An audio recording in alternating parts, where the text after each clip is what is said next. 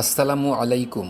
আশা করছি আপনারা পর্ব ১ থেকে আরবি অক্ষর মানে হরফগুলো মুখস্থ করে ফেলেছেন। মুখস্থ হয়ে গেলে পরবর্তী ধাপ আপনি সহজে আয়ত্ত করতে পারবেন ইনশাআল্লাহ।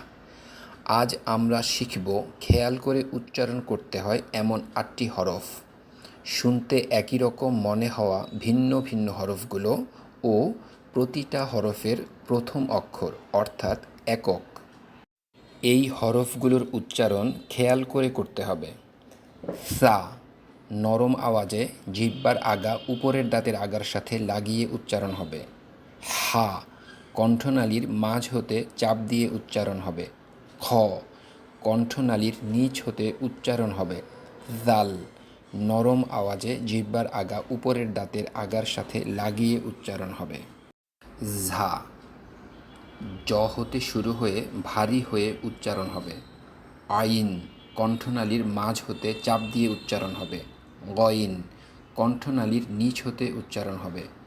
কফ জিহ্বার শেষ ভাগ তালুর সাথে লাগিয়ে উচ্চারণ হবে।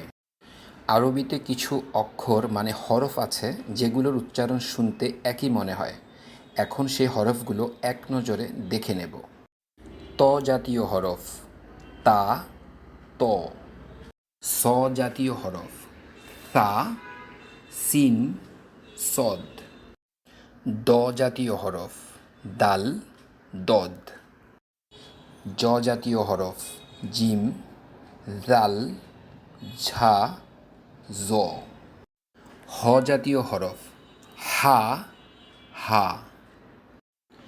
ক জাতীয় হরফ কাফ, কফ।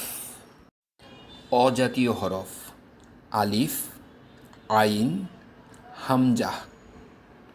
একটু খেয়াল করুন, আরবি বানান করার সময় হামজাহ আর আলিফ এর উচ্চারণ একই, অর্থাৎ অ হবে। এই ব্যতিক্রমটা মনে রাখতে হবে। আরবি হরফের বানান বাংলায় লিখতে বা বলতে গিয়ে যে অক্ষরটি প্রথমে আসে সেটি হচ্ছে হরফের একক। একক দিয়েই আরবি বানান করতে হয়।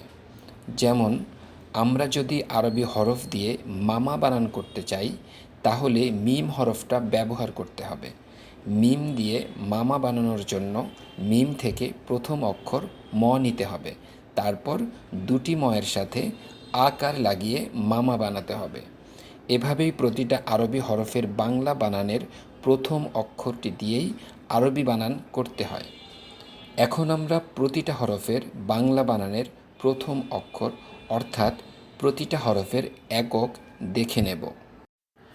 আলিফ, অ, বা, ব, তা, ত, সা, স, জিম, জ, হা, হ, খ, খ। দাল, দ, জাল, জ, র, র, ঝা, ঝ, সিন, স, শিন, স, সদ, স, দদ, দ। ত, ত, জ, জ, আইন, অ, গইন, গ, ফা, ফ, কফ, ক।